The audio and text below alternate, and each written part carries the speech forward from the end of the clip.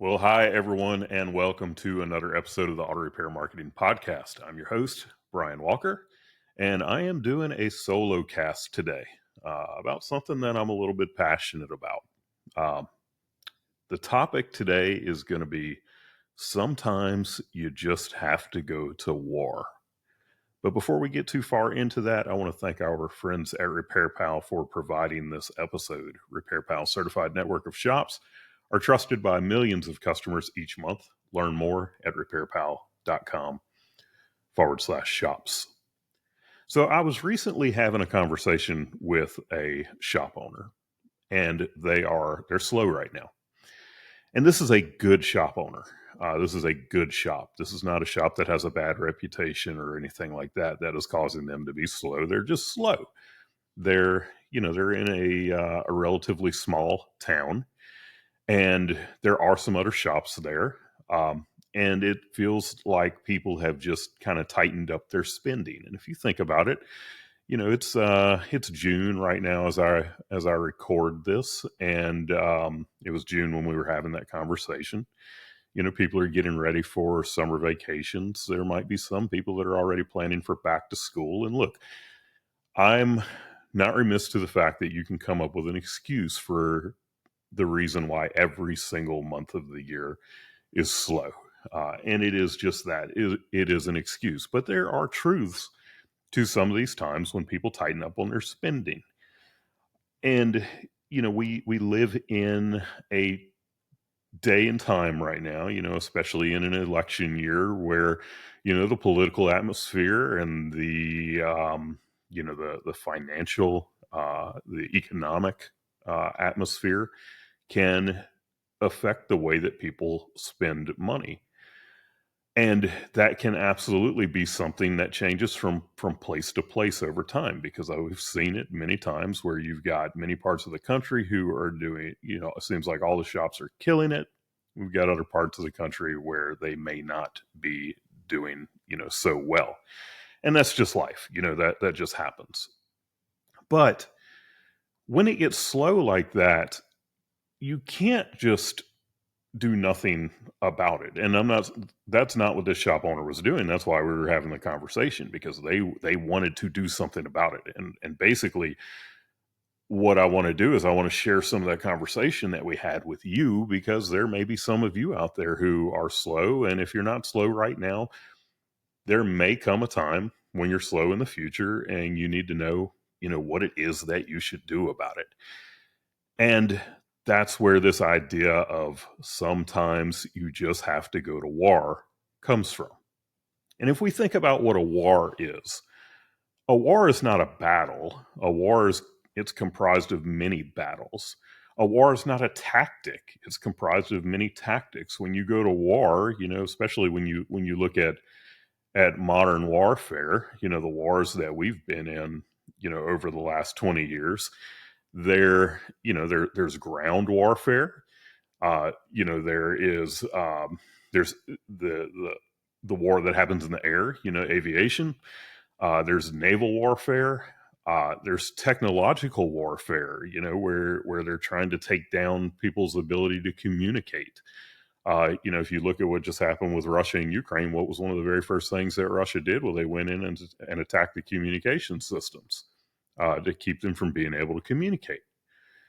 There's financial warfare. If you look at what we have done to Russia, we have gone in and held up like their money to keep them from being able to do things that they need to be able to do. And my point is that when you go to war, you're not just doing one thing, you're doing a whole lot of things. What you're doing is you are taking massive action. And that is what I was telling this shop owner that he needs to do, is he needs to take massive action by going to war with these slow times. And when we get a little bit later into this episode, and this won't be a super long episode, but a little bit later, I'm going to talk about this beyond your marketing or beyond, just your business. But right now we're talking about, a business that is having a slow time.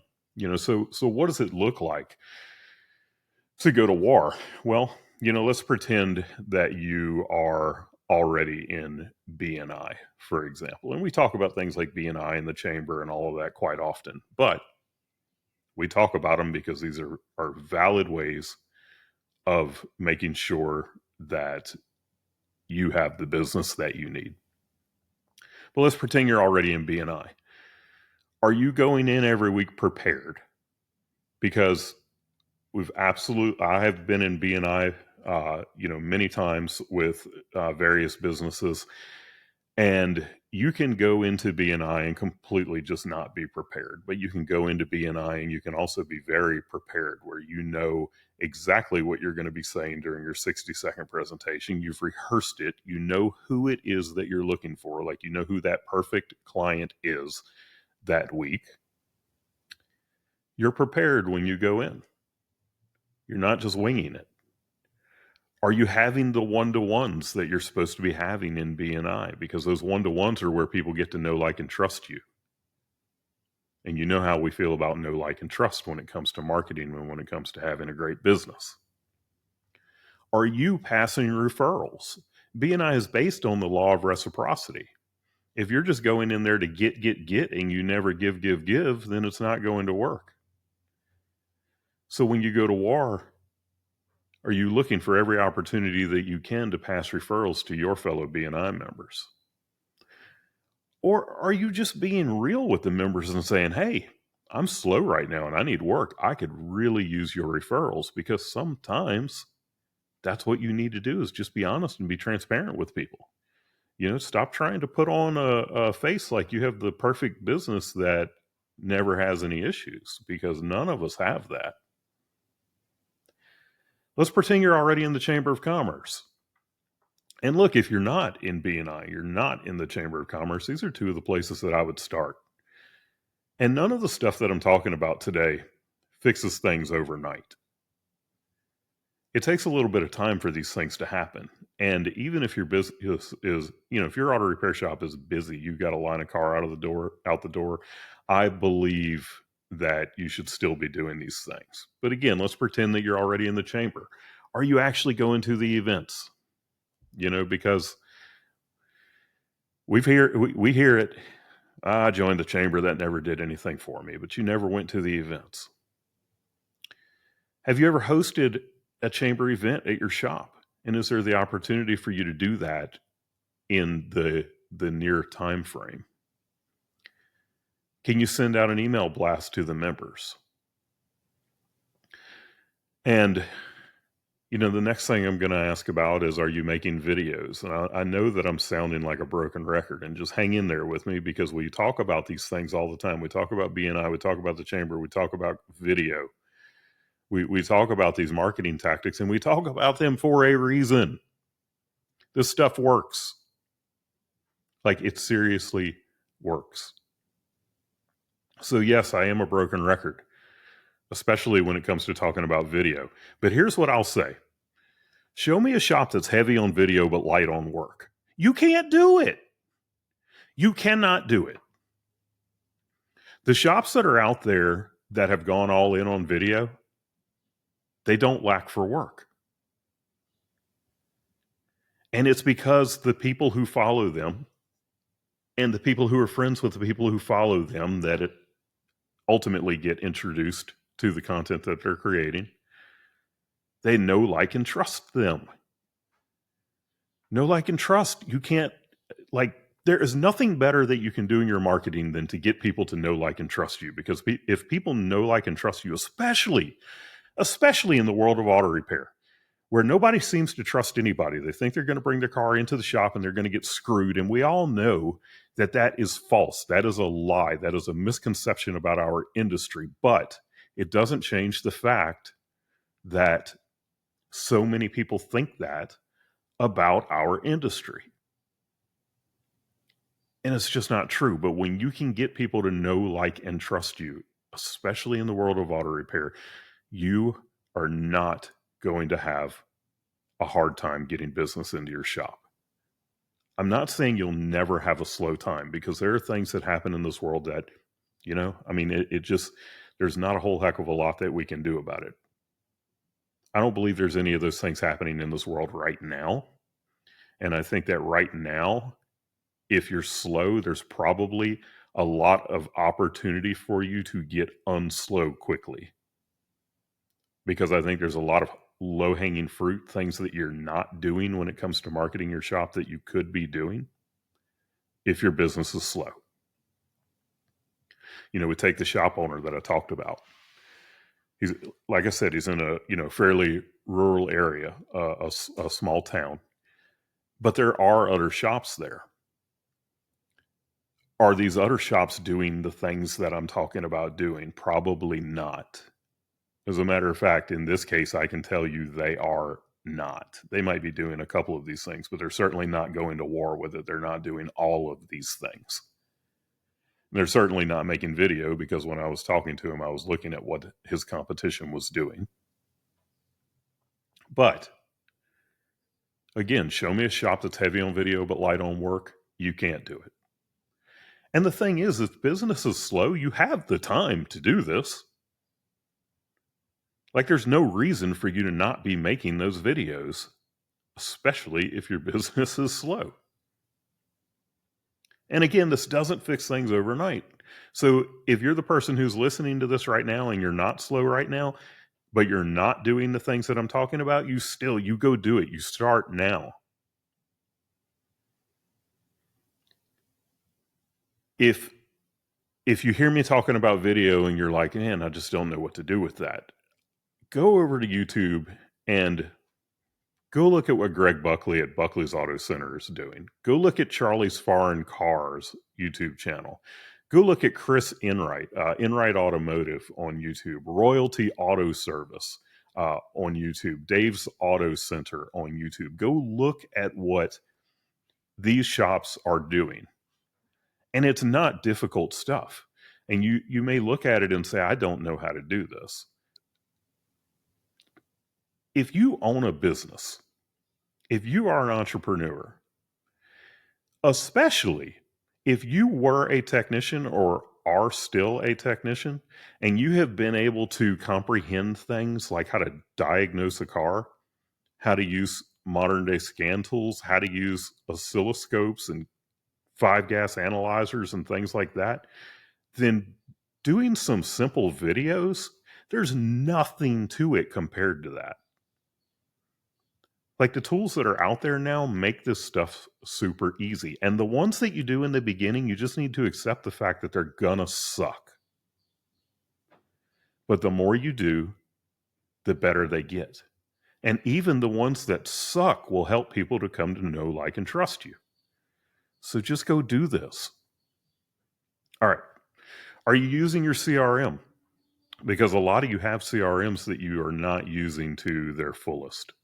You don't even have to use it to its fullest. Are you using the basic functions of the CRM to do things like, send out a slow day text blast? Are you automatically sending out, reminders about previously declined work?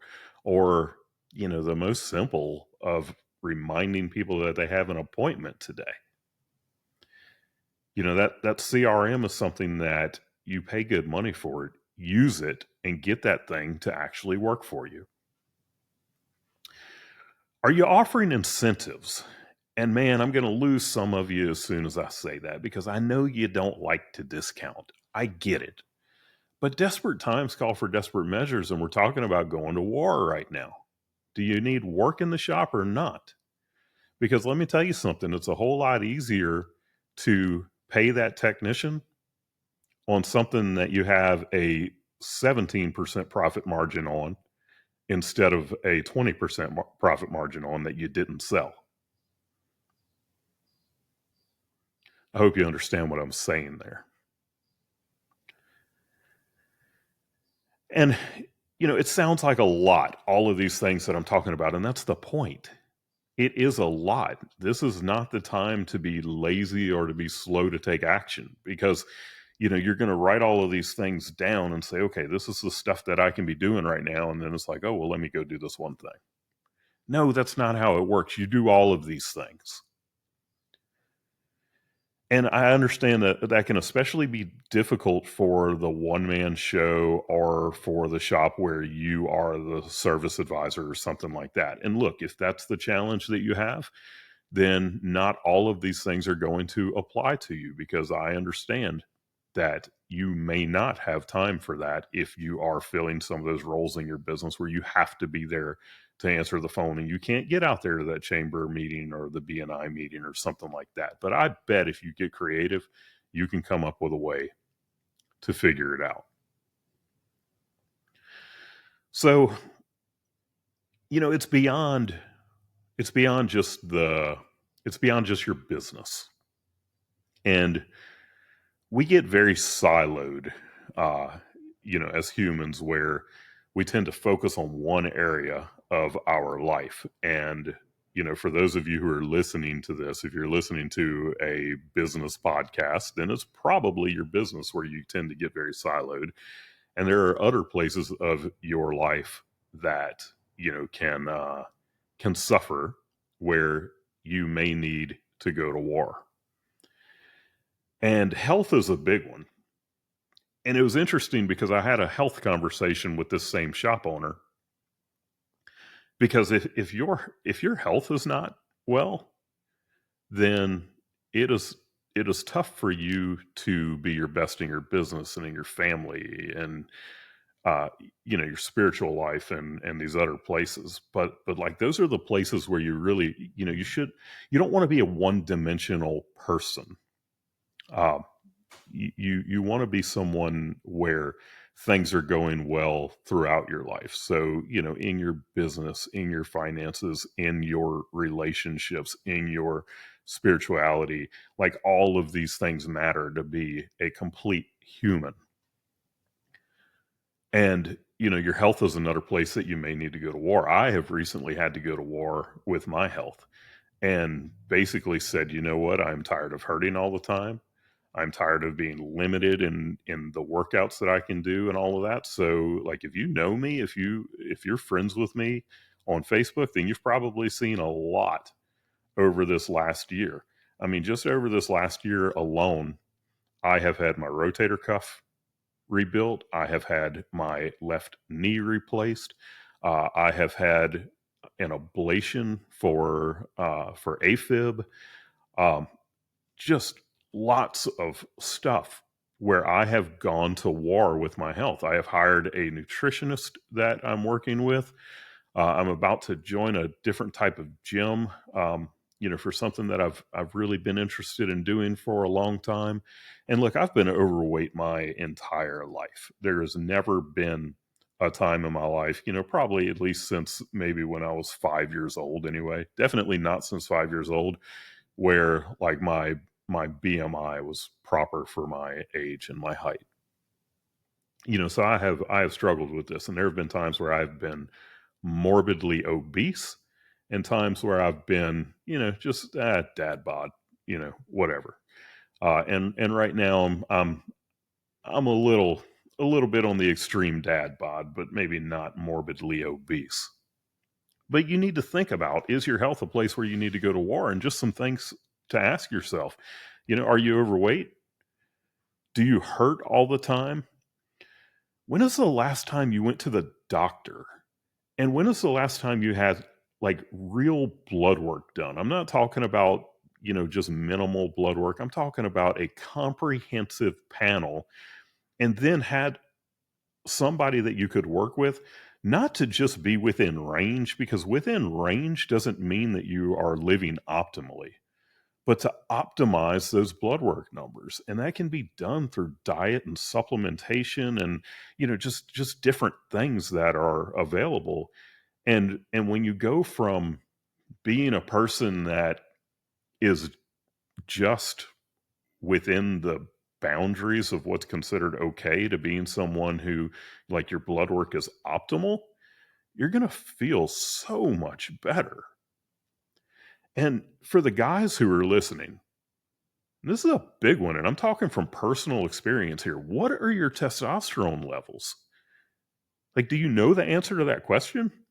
Because, man, once you get above about 40 years old, your testosterone starts tanking, especially if you haven't lived the healthiest of lifestyles. And I have been far from the person who's lived the healthiest of lifestyles.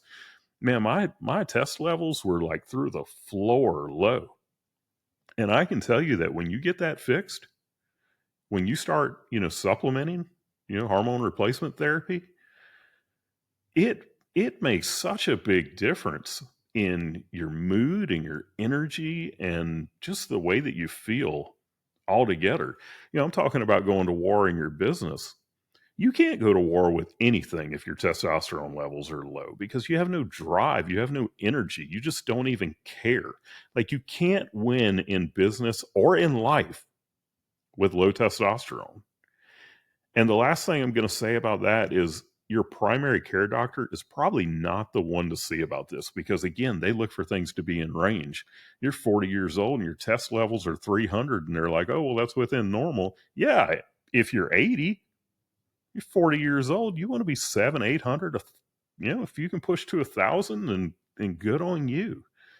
But this stuff matters.